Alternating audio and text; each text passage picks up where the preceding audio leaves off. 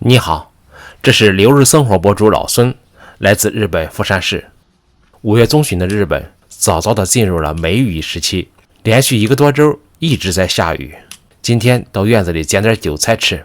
隔壁邻居96岁的老婆婆，身体非常健康，每天早晨5点半起床之后都去菜地干活。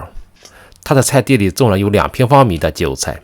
问到她身体为什么这么健康的时候，她说：“我经常吃韭菜。”是啊，常言说得好，男补359，女补350，可见韭菜的营养价值之高。韭菜也被称作弃养草、懒人菜、壮阳草，在中医里把韭菜称为细长草。春天的韭菜在冬天吸足了养分，更加有营养，所以呢，这个时候应该多吃韭菜。你看，一会儿捡了一盆，好嘞，今天就用这一盆韭菜来做个好吃的。把韭菜摘好，洗干净之后搁一旁晾着。现在已经是傍晚5点多了，先把面和上，明天早上起来以后再做韭菜盒子吃。在300克室温水当中加入5克糖、5克酵母、5克盐，先用筷子搅拌均匀，使酵母充分的溶解。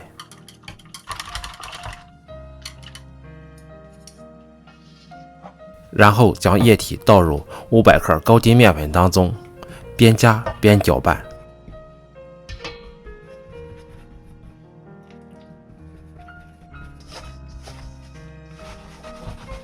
搅拌成絮状之后，下手揉成面团。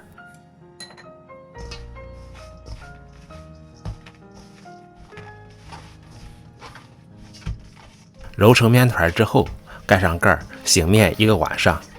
这里和面看不到干粉就可以了，不要求面团的光滑。第二天早晨起床之后，先来准备馅料。晾了1晚上的韭菜，水分已经没有了，将韭菜切成丁，放到盆里备用。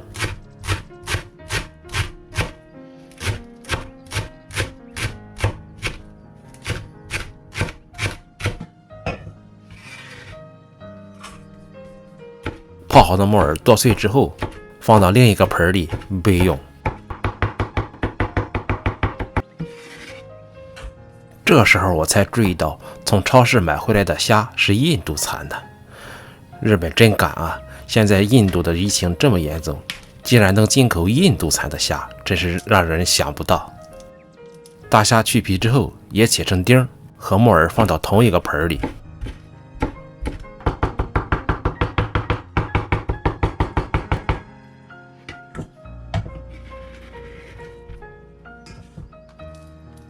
这是在日本超市买的老家龙口产的粉丝，从龙口到我家有100公里的地，在家的时候经常去龙口办事儿，所以看到这个粉丝感到很亲切，也经常买来吃。将开水倒入粉丝里，放一旁备用。然后在盆里打入5个鸡蛋，放一勺盐，用筷子搅散。平底锅里添少许油，油温5成热的时候，将鸡蛋液倒进来，用筷子不断的搅拌，将鸡蛋打散。鸡蛋结块以后，出锅放到盘里备用。这个时候粉丝也已经泡软了，搁凉水里晾一会儿以后，用手挤干水分，和木耳放到一个盆里备用。首先在粉丝这个盆里加少许酱油，少许葱油，搅拌均匀，增加底味。然后将晾好的鸡蛋倒进来，用筷子搅拌均匀。而盛韭菜的那个盆呢，我们暂时不要动它。这样呢，馅料就准备到这里。接下来开始包韭菜盒子。这是在室温22度的厨房里发酵了12个小时的面团，满满的蜂窝上，真漂亮，一股小麦香味儿。首先用倒拳的方式给面团排气，在排气的过程当中会感觉到这个面团特别有弹性，筋性特别强。将面团拿到案板上，这里呢不用揉面，搓成长条以后，用刀分割成10个小剂子，每个小剂子包一个韭菜盒子。给击叉的小剂子盖上保鲜膜，防止风干。拿出其中的一个小剂子，从外向内揉，揉出光面以后，捏紧接口，反过来滚圆。将10个小面团全部滚圆之后，盖上保鲜膜，防止风干，静置5分钟。这个时候将咸子全部整合起来，先在韭菜里边倒少许菜籽油，锁住刀口的水分。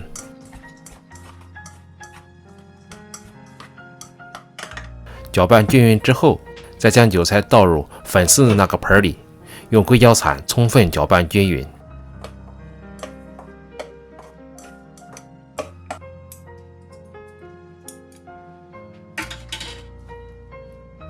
到最后才将韭菜拌入到馅当中的目的，是因为韭菜遇到盐分以后会出水，为了防止韭菜出水，到包馅之前才将馅整合起来。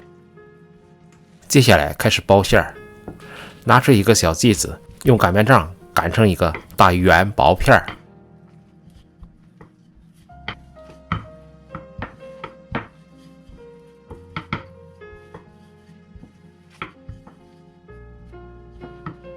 用勺子放上馅之后，从一端折叠过来，然后将折叠处的封口捏紧，防止漏馅。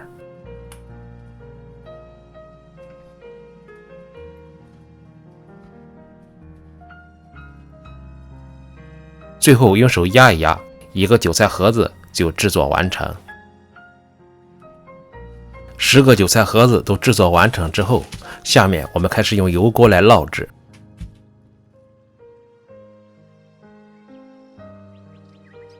平底锅里加少许油，油5成热的时候，将韭菜盒子放入平底锅。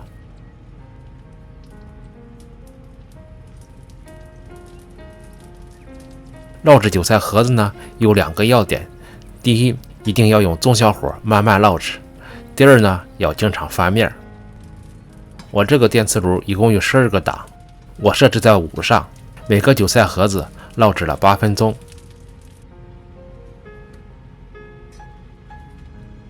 当用铲子向下按一按韭菜盒子的时候，韭菜盒子能够马上反弹上来，说明韭菜盒子就已经熟了，就可以出锅装盘了。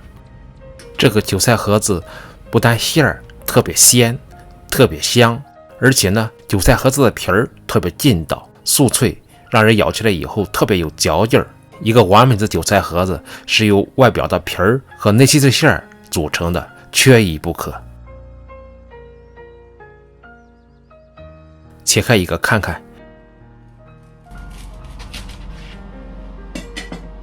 你看一包的馅儿特别鲜嫩，皮儿呢又特别酥脆，所以呢，这个韭菜盒子特别好吃。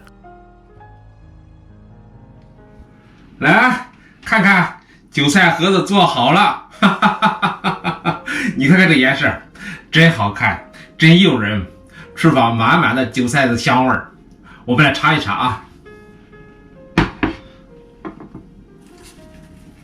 你看，很蓬松，很蓬松的，发面的，哇，特别劲道，你看看，哇，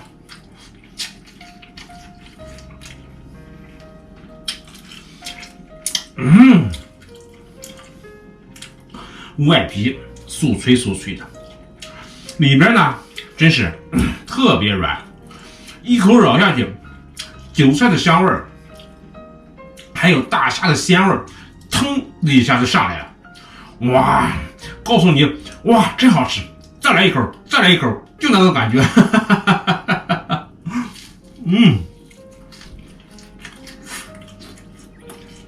你看这个面，特别有筋性，特别劲道。咬到嘴里以后，不单单是那种香味儿，并且呢特别有嚼劲儿，让你回味无穷。哇，太好吃了！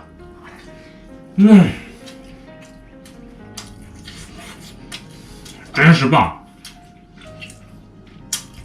韭菜的香味儿，大虾的鲜味儿，还有外皮酥脆的外皮，再加上这个棉尖，回味无穷，在嘴里边真是太好吃了。来，请你吃韭菜盒子。实在不好意思，总是我吃你看。谢谢你的陪伴和观看，我们下个视频再见。